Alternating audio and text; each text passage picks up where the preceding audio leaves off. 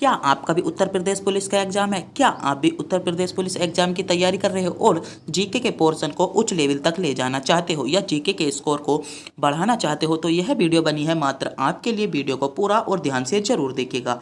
तो बिना टाइम गवाए करते हैं वीडियो को स्टार्ट। आपका पहला क्वेश्चन है, उत्तर प्रदेश विधानसभा में कितने सदस्य हैं? जो उत्तर प्रदेश के विधानसभा में सदस्य हैं वे कितने हैं? ऑप्शन है 100 सदस्य हैं, 104 सदस्य हैं, 114 सदस्य हैं या 116 सदस्य हैं। तो अगर आप भी इन क्वेश्चनों का जवाब जानते हो तो हमारे बताने से पहले इन क्वेश्चनों का जवाब आप कमेंट बॉक्स में ही बता सकते हो। तो आपसे क्वेश्चन में पूछा गया था उत्तर प्रदेश में विधान परिषद के कुल कितने सदस्य हैं? तो उत्तर प्रदेश में आपके विधान परिषद के कुल कितने सदस्य हैं? तो जो भी बच्चे विकल्प ए की ओर जा रहे हैं या विकल्प ए को 100 सदस्यों को चुना है, वह बिल्कुल सही चुना है। विधान परिषद में उत्तर प्रदेश के कुल 100 सदस्य हैं। बात करते हैं कि विधानसभा उत्तर प्रदेश में कुल कितने तहसीलें हैं। यहाँ से आपसे बहुत ज़्यादा क्वेश्चन पूछा जा सकता है कि उत्तर प्रदेश में कुल कितने तहसीलें हैं। तो उत्तर प्रदेश में आपकी 351 तहसीलें हैं और कितने ज़िले हैं? तो 75 ज़िले हैं। बात करते हैं उत्तर प्रदेश में लोकसभा सीटों की। तो उत्तर प्रदेश में आपकी लोकसभा सीटें 80 हैं और राज्यसभा सीटें आपकी 31 हैं। तो इन बातों को भी आपको ध्यान में रखना होगा।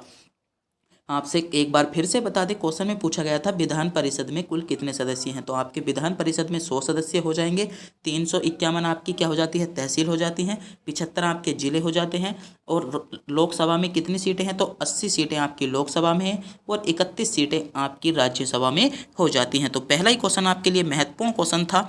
तो अगर आपने अभी तक हमारे चैनल को सब्सक्राइब नहीं किया है और चैनल पर नए हो तो चैनल को सब्सक्राइब और वीडियो को लाइक ज़रूर कर दीजिएगा।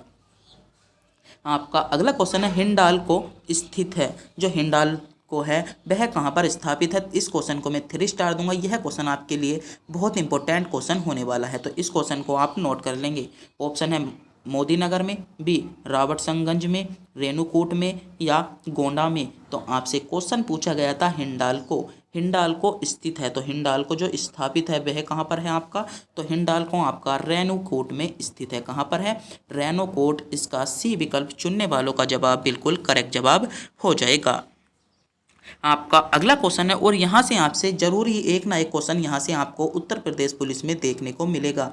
आपका क्वेश्चन है, राम मंदिर के प्रवेश द्वार पर कितनी सीढ़ियां हैं? जो आपका हाल ही में राम मंदिर निर्माण हुआ है जिसका उद्घाटन आप 22 तारीख को होना है, उसमें कितनी सीढ़ियां हैं? ऑप्शन है 26 सीढ़ियां हैं, 18 सीढ़ियां हैं, 25 सीढ़ियां हैं या 32 सीढ़ियां हैं। तो कितनी सीढ़ियां हैं उसमें आपको कितनी सीढ़ियां हैं? तो उसमें आपका डी विकल्प को चुनने वालों का जवाब बिल्कुल करेक्ट जवाब हो जाएगा। कितनी सीढ़ियां हैं?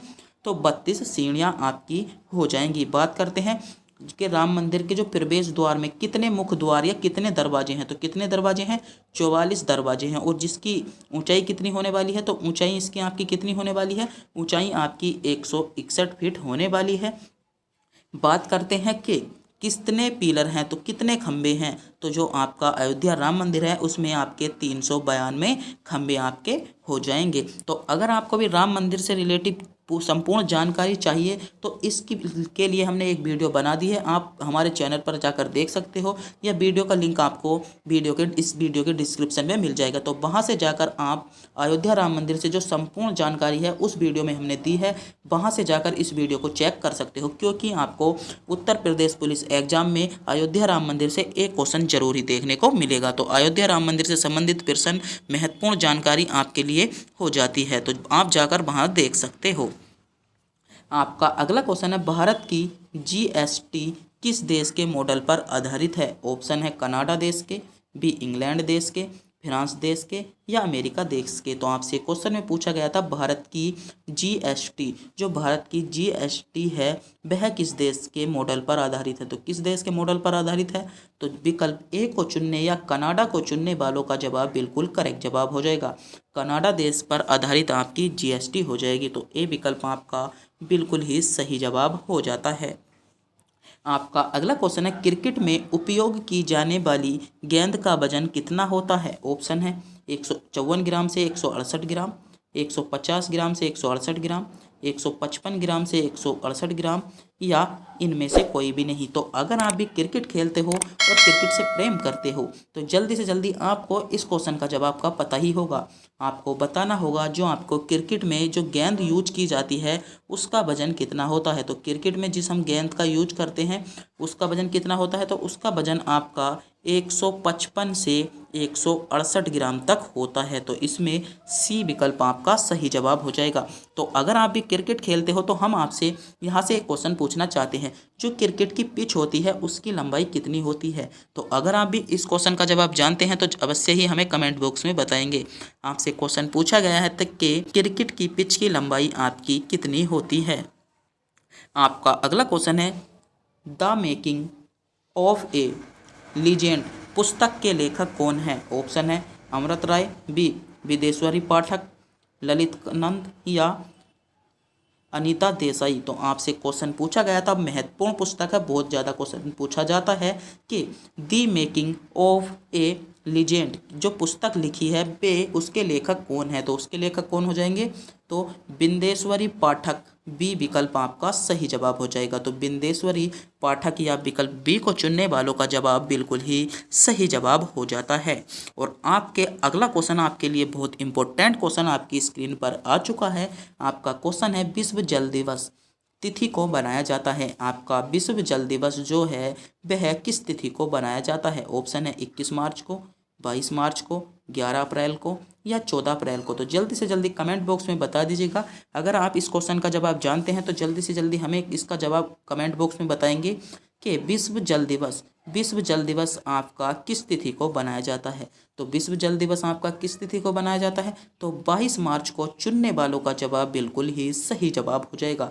तो जिन बच्चों ने भी विकल्प बी यानी 22 मार्च को चुना था वह बिल्कुल सही चुना था। आपका अगला क्वेश्चन है, निम्नलिखित में से कथन या युग्म सुमेलित नहीं है। ऑप्शन है झीलों की भूमि किसे कहा जाता है, फिनलैंड को कहा जाता है। सफ़ेद हाथियों की भूमि अर्जेंटीना को कहा जाता है। गोल्डन पेडोंगा जो गोल्डन पे गोंडा होते हैं उनकी भूमि किसे म्यांमार को कहा जाता है, या उगते सूर्य की भूमि जापान को कहा जाता है। तो आपको 4 विकल्प दिए हैं, आपको बताना होगा इनमें से सुमेलित नहीं है। तो इनमें से सुमेलित कौन सा नहीं है, तो जिन बच्चों ने भी विकल्प यानी विकल्प को चुना है वह बिल्कुल सही चुना है कि सफ़ेद हाथियों की भूमि आपकी अर्जेंटीना को नहीं बल्कि किसे कहा जाता है, तो सफ़ेद हाथियों की भूमि आपका थाईलैंड को कहा जाता है। किसे कहा जाता है, थाईलैंड को कहा जाता है। तो यहाँ से आपके 5 महत्वपूर्ण क्वेश्चन बनकर आते हैं। आपसे एक क्वेश्चन पूछा जा सकता है कि झीलों की भूमि किसे कहा जाता है, तो झीलों की भूमि आपका फिनलैंड को कहा जाता है। सफ़ेद हाथियों की भूमि किसे कहा जाता है, तो सफ़ेद हाथियों की भूमि आपका थाईलैंड को कहा जाता है। और यहाँ से बहुत इंपॉर्टेंट क्वेश्चन बनकर आता है, उगते सूर्य की भूमि या उगते सूर्य का देश किसे कहा जाता है, तो उगते सूर्य का देश आपका जापान को कहा जाता है। तो इन बातों को भी आपको ध्यान में रखना होगा, महत्वपूर्ण क्वेश्चन था आपके लिए। आपका अगला क्वेश्चन है, झेलम नदी का मुहाना कहाँ है। ऑप्शन है ब्यास नदी पर, सतलज नदी पर, रावी नदी पर या चिनाब नदी पर। तो आपको बताना होगा जो आपका झेलम नदी है, जो आपकी झेलम नदी है का मुहाना कहाँ है। तो झेलम नदी का मुहाना आपका कहाँ हो जाता है, विकल्प आपके सामने है, जल्दी से जल्दी सेलेक्ट कीजिएगा और बताइएगा झेलम नदी का मुहाना कहाँ पर स्थित है। तो झेलम नदी का मुहाना आपका सही जवाब क्या हो जाएगा, तो चिनाब नदी, डी विकल्प आपका करेक्ट जवाब हो जाता है। चिनाब नदी पर आपका क्या है, झेलम नदी का मुहाना, डी विकल्प आपका बिल्कुल ही सही जवाब हो जाएगा। आपका अगला क्वेश्चन है, जब मंडल आयोग बनाया गया था उस समय प्रधानमंत्री कौन थे। ऑप्शन है ए मोरारजी देसाई, चौधरी चरण सिंह, विश्वनाथ प्रताप सिंह या इंदिरा गांधी। तो जल्दी से जल्दी बताइएगा, जब आपका मंडल आयोग बनाया गया था तो उस समय भारत के प्रधानमंत्री कौन थे, या उस समय भारत के पीएम कौन थे। तो जल्दी से जल्दी बताइएगा उस समय भारत के पीएम कौन थे। तो जो भी बच्चे विकल्प सी की ओर जा रहे हैं वे बिल्कुल सही जा रहे थे। तो जिन बच्चों ने भी विकल्प सी को यानी विश्वनाथ प्रताप को चुना है वह बिल्कुल करेक्ट चुना है। तो विश्वनाथ प्रताप आपका इसमें सही जवाब हो जाएगा। और अगला महत्वपूर्ण क्वेश्चन आपकी स्क्रीन पर शो हो चुका है। आपका अगला क्वेश्चन है, 3D शहरी स्थानांतरित डिजिटल टिवन बनाने वाला भारतीय शहर कौन सा बना है। ऑप्शन है लखनऊ, इंदौर, वाराणसी या भोपाल। तो करंट अफेयर का क्वेश्चन है ये, आपको उत्तर प्रदेश पुलिस के लिए बहुत इंपॉर्टेंट क्वेश्चन होने वाला है। तो जल्दी से जल्दी बताइएगा कौन सा शहर बना है, तो कौन सा शहर बना है, तो आपका सही जवाब हो जाता है वाराणसी शहर बना है। कौन सा? वाराणसी शहर, इसमें सी विकल्प सही जवाब हो जाएगा। तो एक बार फिर से बता दूं, अगर आपने अभी तक हमारे चैनल को सब्सक्राइब नहीं किया है, चैनल को सब्सक्राइब और वीडियो को लाइक जरूर कीजिएगा। आपका अगला क्वेश्चन है, कार और डीजल किसके उदाहरण हैं? ऑप्शन है मांग के, बी आपूर्ति के, या संयुक्त आपूर्ति के, या संयुक्त मांग के। तो आपसे क्वेश्चन में पूछा गया है डीजल और कार किसके उदाहरण हैं? तो डीजल और कार आपके किसके उदाहरण हैं? तो डीजल और कार आपके संयुक्त मांग के उदाहरण हैं। तो विकल्प डी आपका सही जवाब हो जाता है। आपका अगला क्वेश्चन है और बहुत ही इंपॉर्टेंट क्वेश्चन होने वाला है। इस क्वेश्चन को मैं 3 स्टार दूंगा। यह क्वेश्चन आपको उत्तर प्रदेश पुलिस या एसएससी जीडी और सभी वनडे एग्जाम के लिए महत्वपूर्ण क्वेश्चन है कि कौन सा मकबरा द्वितीय ताजमहल कहलाता है? यह द्वितीय ताजमहल कौन सा मकबरा कहलाया? ऑप्शन है एतमा उत-दौला का मकबरा, बी हुमायूं का मकबरा, सी अनारकली का मकबरा, या राबिया उत दौरानी का मकबरा। तो आपसे बताना होगा द्वितीय ताजमहल कहाँ कि किसका मकबरा कहलाया। तो द्वितीय जो ताजमहल है वह किसका मकबरा कहलाया? तो जो बच्चे विकल्प डी की ओर जा रहे हैं या राबिया उद दौरानी के मकबरे की ओर जा रहे थे, वे बिल्कुल सही जा रहे थे। तो इनमें डी विकल्प को चुनने वालों का जवाब बिल्कुल करेक्ट जवाब हो जाएगा। बात करते हैं हम ताजमहल की। तो ताजमहल किसकी याद में बनवाया गया था? तो ताजमहल किसकी याद में बनवाया गया था? तो यह आपको कमेंट बॉक्स में बताना होगा ताजमहल किसकी याद में बनवाया गया था और किसने बनवाया था। तो ताजमहल आपका शाहजहां ने बनवाया था। और इसका निर्माण कब हुआ? तो ताजमहल का निर्माण आपका 1632 में हुआ था और ताजमहल को आपको 1862 में विश्व विरासत स्थल में शामिल कर लिया था। और ताजमहल विश्व की 7 जो आपकी जो 7 विश्व विरासत स्थल हैं उनमें से एक माना जाता है। किसमें? टॉप 7 में आपका ताजमहल आता है। तो आपसे हमने ताजमहल से रिलेटेड एक क्वेश्चन पूछा है कि ताजमहल किसकी याद में बनवाया गया था। यह क्वेश्चन अगर आप जानते होंगे तो इस क्वेश्चन का जवाब कमेंट बॉक्स में ज़रूर बताएंगे। एक बार फिर से बता दें, ताजमहल का निर्माण आपका 1632 में किया गया था और इसे विश्व विरासत स्थल पर कब शामिल कर लिया गया? तो इसे 1862 में आपका शामिल कर लिया गया था। आपका अगला क्वेश्चन है, कौन सा मामला मौलिक अधिकारों से संबंधित है? ऑप्शन है गोकलनाथ बनाम पंजाब सरकार 1967, या पश्चिम बंगाल बनाम सरकार 1963, या शर्मा बनाम कृष्णा 1959, या बॉम्बे राज्य बनाम बरसरा 1951। तो आपको बताना होगा मौलिक अधिकारों से संबंधित कौन सा है। तो मौलिक अधिकारों से संबंधित आपका कौन सा हो जाता है? तो इसमें आपका हो जाता है गोकलनाथ बनाम पंजाब सरकार 1967 आपका करेक्ट जवाब हो जाएगा। बात करते हैं इसमें क्या हुआ था। तो इसमें आपका संसद को आर्टिकल 368 के तहत इसमें संशोधन करने की प्रक्रिया इसमें आपकी गोकुलनाथ बनाम पंजाब सरकार में दी गई है। आपका अगला क्वेश्चन है और बहुत ही ज़्यादा महत्वपूर्ण क्वेश्चन है, फिरोजाबाद किस उत्पादन के लिए मशहूर है? ऑप्शन है ताले के लिए, चूड़ियों के लिए, जूतों के लिए, या चाकू के लिए। तो फिरोजाबाद किसके लिए मशहूर है? तो फिरोजाबाद में सर्वाधिक क्या हो जाती हैं? आपने गाना सुना होगा, आपने वीडियो में भी देखा होगा, बहुत मूवियों में जिक्र आता है कि फिरोजाबाद की चूड़ियाँ चाहिए। तो फिरोजाबाद आपका चूड़ियों के लिए प्रसिद्ध है। किसके लिए? फिरोजाबाद आपका चूड़ियों के लिए प्रसिद्ध हो जाता है। बात करते हैं ताले। तो ताले कहाँ के प्रसिद्ध हैं? तो तालों के लिए कौन प्रसिद्ध है? तालों के लिए आपका अलीगढ़ प्रसिद्ध है। कौन? तालों के लिए आपका अलीगढ़ हो जाएगा। चूड़ियों के लिए आपका फिरोजाबाद हो जाएगा। और जूतों के लिए, तो जूतों के लिए आपका क्या हो जाएगा? मेरठ हो जाता है। जो आपके उत्तर प्रदेश पुलिस में जो आपके चमड़े के जूते यूज होते हैं, वे अधिकतर जो जूते लाते हैं वे आपके मेरठ से लाते हैं। और कहाँ? मेरठ और आगरा। तो अगर आपको भी वर्दी चाहिए मेरठ और आगरा। अगर आप भी वर्दी पहनना चाहते हो या उत्तर प्रदेश का सपना देख रहे हो तो जल्दी से जल्दी वर्दी पहनिएगा। और जो अपने जूते लाइएगा तो वे कहाँ से लाइएगा? वे मेरठ से लाइएगा। कहाँ से लाइएगा? मेरठ से लाइएगा। बात करते हैं चाकू। तो चाकू के लिए कौन प्रसिद्ध है? तो रामपुर। क्या? रामपुर चाकू के लिए प्रसिद्ध है। तो मैं बता रहा हूँ, अगर आपको भी उत्तर प्रदेश पुलिस में जाना है और जूते पहनने हैं तो जूते कहाँ से लाइएगा? मेरठ से आप जूते लाइएगा। आपका अगला क्वेश्चन है, येन किसकी मुद्रा है? ऑप्शन है जापान की, बी चीन की, दक्षिण कोरिया की या भूटान की। तो येन कहाँ की मुद्रा है? जल्दी से जल्दी बताइएगा, येन कहाँ की मुद्रा है? तो जो भी बच्चे विकल्प ए या जापान की ओर जा रहे थे वे बिल्कुल सही जा रहे थे। या जापान को चुनने वालों का जवाब आपका बिल्कुल करेक्ट जवाब हो जाता है।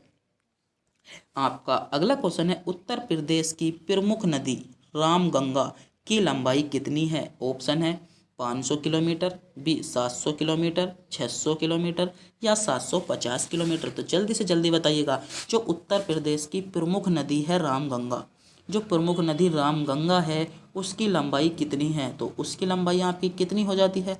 तो उत्तर प्रदेश की प्रमुख नदी रामगंगा की लंबाई आपकी 600 किलोमीटर सही जवाब होगा। तो जिन बच्चों ने भी 600 किलोमीटर को चुना था वह बिल्कुल सही चुना था। आपका अगला क्वेश्चन है, तेल बीज उत्पादन में वृद्धि किसके कारण हुई? ऑप्शन है श्वेत क्रांति के कारण, पीली क्रांति के कारण, हरित क्रांति के कारण या भूरी क्रांति के कारण। तो आपको बताना होगा कि तेल बीज उत्पादन में जो वृद्धि हुई है वह किसके कारण हुई। तो किसके कारण हुई थी? तो पीली क्रांति इसमें आपका सही जवाब होगा। पीली क्रांति आपकी किससे संबंधित है? तो पीली क्रांति आपकी सरसों उत्पादन से संबंधित है। हरित क्रांति किससे है? कृषि उत्पादन से संबंधित है। श्वेत क्रांति किससे है? तो श्वेत क्रांति आपकी क्या हो जाता है? श्वेत क्रांति किससे संबंधित है? उर्वरक उत्पादन से संबंधित है। और भूरी उर्वरक उत्पादन से, और श्वेत आपकी उर्वरक उत्पादन से आपकी संबंधित हो जाती हैं। आपका अगला क्वेश्चन है, तुजू दर्रा किस राज्य में स्थित है? ऑप्शन है असम में, बी अरुणाचल प्रदेश में, मणिपुर में या उत्तराखंड में। बहुत ज़्यादा क्वेश्चन पूछा जाता है तुजू दर्रा कहाँ पर स्थित है? तो तुजू दर्रा आपका कहाँ पर स्थित है? तो मणिपुर को चुनने वालों का जवाब यानी विकल्प सी को चुनने वालों का जवाब बिल्कुल करेक्ट जवाब हो जाता है। आपका तुजू दर्रा जो है वह आपका मणिपुर में स्थित है। तो सी विकल्प आपका बिल्कुल ही सही जवाब हो जाएगा। आपका अगला क्वेश्चन है, उत्तर प्रदेश की कौन सी जनजाति बिजनौर जिले के ग्रामीण क्षेत्रों में निवास करती है? बहुत इंपॉर्टेंट क्वेश्चन होने वाला है। उत्तर प्रदेश की कौन सी जनजाति ऐसी है जो बिजनौर जिले के ग्रामीण क्षेत्रों में निवास करती है? ऑप्शन है बुक्सा जनजाति, थारू जनजाति, माहीगिरी जनजाति या खरवार जनजाति। तो कौन सी जनजाति हो जाती है? तो उत्तर प्रदेश की ऐसी खरवार जनजाति या विकल्प डी आपका सही जवाब हो जाएगा। खरवार जनजाति उत्तर प्रदेश के जो आपके बिजनौर जिले के ग्रामीण क्षेत्र हैं उनमें आपकी निवेश करती है। आपका अगला क्वेश्चन है, हाल ही में नई शिक्षा नीति के तहत भारत सरकार ने निम्नलिखित में से किस भाषा को भारत की सशस्त्रीय भाषा के रूप में शामिल करने का निर्णय लिया है? ऑप्शन है उर्दू भाषा को, हिब्रू भाषा को, मंदानी भाषा को या फारसी भाषा को। तो कौन सी भाषा हो जाएगी? इसमें आपका फारसी भाषा डी विकल्प करेक्ट जवाब हो जाता है। क्या? डी विकल्प फारसी भाषा को चुनने वालों का जवाब बिल्कुल ही सही जवाब हो जाएगा। आपका अगला क्वेश्चन है और बहुत ही इम्पोर्टेंट क्वेश्चन है। इस क्वेश्चन को भी मैं 3 स्टार दूंगा। इस क्वेश्चन को आप नोट कर लीजिएगा। आपका क्वेश्चन है, भारत और किस देश के बीच संयुक्त सैन्य अभ्यास युद्धाभ्यास आयोजित किया जाता है? ऑप्शन है भारत और जापान के बीच, भारत और रूस के बीच, भारत और वियतनाम के बीच, भारत और अमेरिका के बीच। तो जो आपका युद्धाभ्यास होता है वह कौन कौन से देशों के बीच होता है? कौन से देशों के बीच होता है? तो इसमें आपका सही जवाब हो जाएगा भारत और अमेरिका, यानी डी विकल्प को चुनने वालों का जवाब बिल्कुल करेक्ट जवाब हो जाता है। तो आपसे एक युद्धाभ्यास बहुत इंपॉर्टेंट होता है, सूर्य किरण युद्धाभ्यास। सूर्य किरण युद्धाभ्यास किन देशों के बीच होता है? तो जो सूर्य किरण युद्धाभ्यास है वह आपका भारत और नेपाल के बीच होता है। कौन सा? सूर्य किरण युद्धाभ्यास आपका भारत और नेपाल के बीच क्या होता है तो इस बात को आपको ध्यान में रखना होगा। आपका अगला क्वेश्चन है, भारतीय संविधान का संरक्षक कौन है? ऑप्शन है भारत के राष्ट्रपति, भारत के मुख्य न्यायाधीश, भारत के प्रधानमंत्री या राज्यसभा के सभापति। तो जल्दी से जल्दी बताइएगा, भारतीय संविधान के संरक्षक कौन होते हैं? तो इस क्वेश्चन का जवाब अगर आप जानते हैं तो जल्दी से जल्दी कमेंट बॉक्स में बताइएगा। तो जो भी बच्चे विकल्प बी की ओर जा रहे हैं वे बिल्कुल सही जा रहे थे। भारत के मुख्य न्यायाधीश भारतीय संविधान के संरक्षक होते हैं। तो बी विकल्प को चुनने वालों का जवाब बिल्कुल ही करेक्ट जवाब हो जाता है।